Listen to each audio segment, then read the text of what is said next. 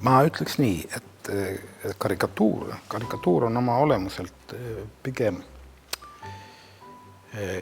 lähedane kirjandusele või poeesiale. See on,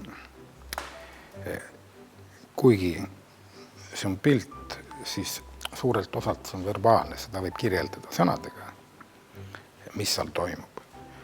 Ütleme, karikatuuri tegemine või sellise pildi tegemine, nagu minu jaoks need on totaalselt erinevad asjad. Tähendab, ma ei mõtle oma nende, ütleme, kas sööpildid või ofordid, mis olid.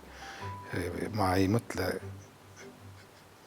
välja süžeed ega sõnumit, mida ma tahan edastada. Ma, ütleme, lähtun sellest, et see pilt peab olema, sinna peab tekkima mingi pinge.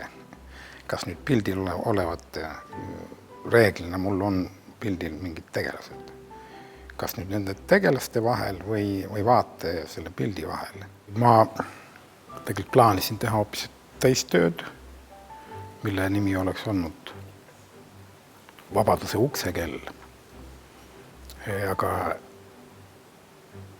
siis, kui ma alustasin selle kivi peale joonistamist, tundus mulle, et ma selle teise pildi peale olin nagu juba pikalt mõelnud, et mis ta mult ära võttis, see mõtlemine, see võttis ära vabadust. Tähendab, ma joonistama hakates ma ei oleks olnud nagu vaba. See ongi joonistamise puhul. On esmane asi, et olla vaba. Ja sisuliselt tähendab seda, et kui mul on mingi kavand või kavatsus, siis osa vabadust on juba ära võetud. Ma arvan, et mingit erilist vabadust pole olemas. Tähendab, sa oled seotud kõik võimalike sidemetega, kui sa oled täiesti vaba. See tähendab, et sul ei ole mingid inimsuhted, ühiskondlikke suhted, ilmselt siis on asjad väga pahasti, kui sa liiga vaba oled. Tähendab, see vabadus peab olema nendes raamides, mis sul on. Pilte tehes ma ei sõltu, ma ei mõtle, et kas nüüd tädid ostavad selle ära või ostavad, kas pean lillepilti tegema. Ja ma teen seda, mis ma tahan ja siis on võimalik, et kuskilt tulevad inimesed, kellele just see meeldib ja võib-olla mingil hetkel tähendab, ma suudangi sellega majandada. Ma arvan, mul on suhteliselt hästi läinud, et ma ei ole pidanud, tähendab, arvestama oma pilte tehes nagu sellega, kas ta müüb või müü. Enamuse minu piltide peal inimesed nagu vaatavad, pildi pealt vaatavad seda pildi vaatajat. Miks nad seda teevad? Mina seda ei tea.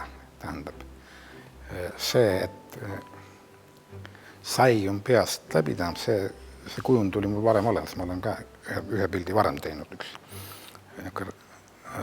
reibas lendur läheneb vaatajale, sai peast läbi. Kuidagi see on, ma arvan, et see paneb mõtlema, kui on niisugune prantsuse bagett peast läbi, aga mille üle mõtlema, tähendab, selle üle mina ei võta vastutust. Kui see on nüüd, ütleme, Rembrandti maalitud pilt või on see esimese kursu baka maalitud pilt, see sisu võib olla sama, aga vahe on milleski muus.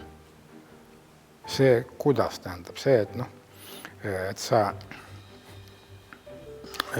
kui me räägime graafikast, tähendab, et sa naudid seda joont ja sa naudid, ütleme, kolleegi pilti, kui vaatad, kuidas ta selle tegi, mitte mida ta tahab sulle öelda, eks ole.